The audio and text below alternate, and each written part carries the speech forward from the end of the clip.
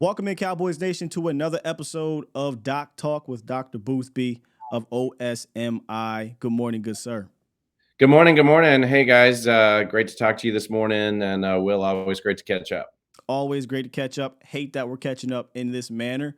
We were kind Yep. of on a nice little streak here of no big time injuries, and then obviously you have the injuries that happened yesterday piled on top of the loss of Yeah. colossal Yep. fashion, 42-10. It was not fun to watch. Yeah. Not as much fun to watch, and again, got up this morning knowing we were going to chat, but hey, a chance to look at some game film and rebuild a little bit, and try and come back better next time. So look at some of the positives there, and hopefully build on those as we go down the road. Yeah, one guy that may not be a part of that, we will see. Right now, we don't have all the information though. Leighton Vander Esch, in the second half of that game, he gets pushed in the back by Trent Williams, and his neck. I'm not sure if you saw the play, but it hits Michael Parsons, and he goes down, and he's on the ground for quite some time prior to getting up. Yeah. From my understanding, he's dealing with some numbness in Yeah. his upper body, and we don't have the exact prognosis just yet, but they did take him in there for an X-ray during the game. So I kind of want to get into what that could look like, right? When a player goes into the locker room for an X-ray in the middle of a game for a neck, what are doctors looking for at that moment? Sure. No, it's a great question, and one that receives a lot of attention, simply because this is just such a vital area. We can see some, unfortunately, pretty severe injuries when it comes to neck injuries, and so it's definitely something. I've spent a lot of time on sidelines watching football, and it's definitely something that makes your blood pressure go up, and the level of concern go up when you see a player with that sort of injury, and especially with some history like Leighton does. So the first thing when you start talking about neck injuries is looking at bony injury versus soft tissue injury. So with a neck injury, you can have mechanical damage. That's usually where the bony parts are either fractured, i.e., broken, or there might even be some dislocation, or the segments, the vertebral segments, which are basically like building blocks in the neck. We have 7 of them, and they stack up one on top of the other, and each of these segments move independently of the one above and below it. And that's what allows us to get the flexibility, looking left and right and up and down, that we need. But if there's trauma there, the bony parts can break, and different parts of those vertebral bodies can break, as well as they can literally sublux or dislocate the facet joints, the joints that hold them together, one on top of the other. And so a basic X-ray at the stadium is going to give us more information on just that, the bony parts, and whether there's been a fracture or any sort of out of alignment, dislocation, subluxation.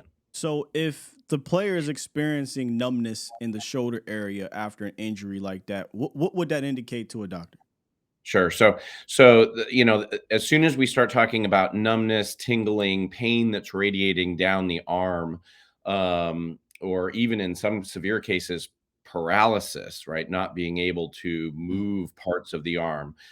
That indicates that not only is there potentially mechanical damage to the bony structures, to the supporting structures, but there's also involvement of the nerves. So, I was just mentioning we have these bony blocks, vertebral bodies that stack up one on top of each other. Well, at each level, out pops a nerve root, basically the equivalent of the wiring system for our body. And on each side of our body, out pops this nerve root that then, up in the upper body, in the neck, goes down into our arms. Mm. And so we know immediately that if we start to get these symptoms, numbness, tingling, pain, that radiates down into the arms, that we are having involvement of those nerves. That's really the only thing that can give us those symptoms that radiate like that. So, again, we aren't able at the stadium with an X-ray to see kind of the level of the involvement, or how much involvement, pressure, there might be on these nerve roots from the injury. But that's something that can be ascertained later using, further imaging technology, MRI, CT myelogram, things like that. And this is a player, Doc, that has had neck injuries. Leighton Yeah, Vander Esch came into the draft dealing with some neck things. He downplayed it a bit, but then it popped right up fairly early in his career. And a few years back, he dealt with a nerve issue, I believe, in 2019. He was diagnosed with spinal stenosis and he yeah, underwent surgery.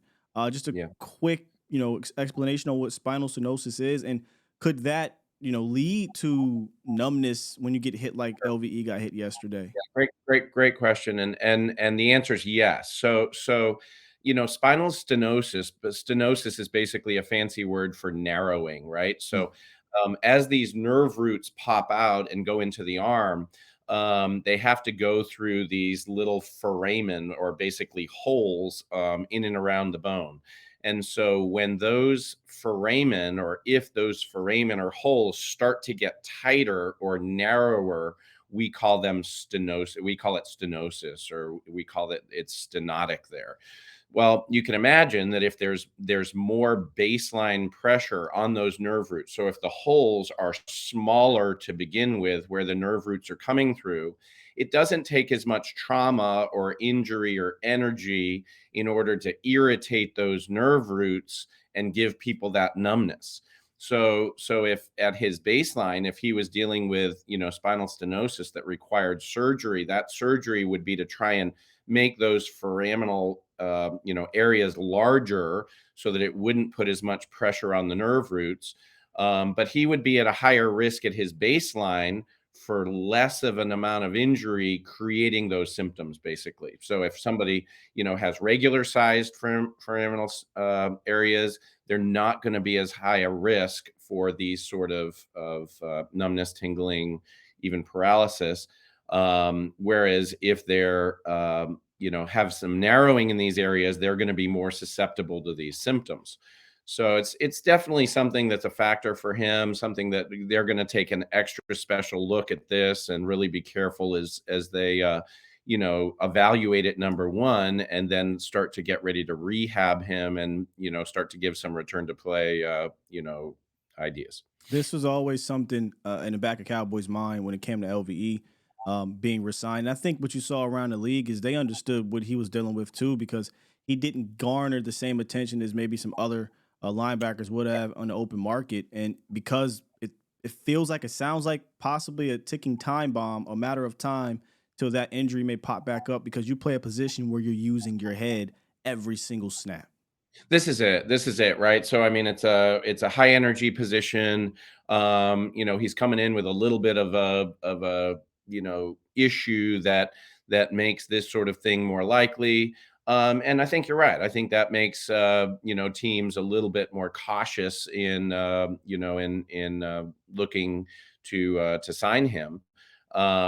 But at the same time, again, it's not necessarily a ticking time bomb in that it has to go off. Right. It's just that it might be more likely for it to go off. And so those are two different things. And so, Yes. obviously with the right rehab and time, and hopefully a little bit of good luck, he's able to, perform at a really high level, and be a real great value to the team. But those are the issues that the management has to discuss, and has to, involve the medical staff to get some good information, so that they can make good decisions moving forward. Last thing here. Last year he actually missed a few games as well, due to what we thought was a neck situation, but it was a stinger. They Yeah, said it wasn't related to the neck, but yeah, we're yeah. hoping that if we're hoping that the best case scenario here is possibly a stinger. I know that sounds kind of crazy to say, but if it's a stinger, Doc, what would that be like timeline wise?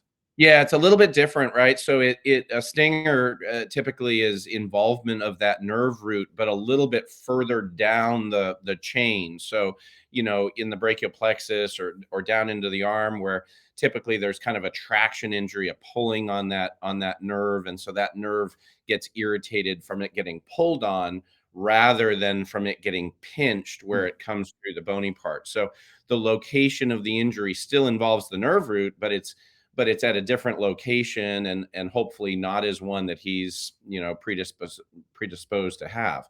Stingers, depending on the severity of the stingers, it can be something that's just a matter of a few days, or it can be something that's a matter of a few weeks. And so, to your point of, what do they look for and what are they talking about here moving forward? They're really looking at resolution of neurologic symptoms. They want that numbness, tingling, dysfunction to go away as quickly as possible. The sooner it goes away, the sooner he starts to return to normal, the sooner he can, be on the return to play list. So really that's what they're going to be looking at, how long the nerve symptoms are lasting.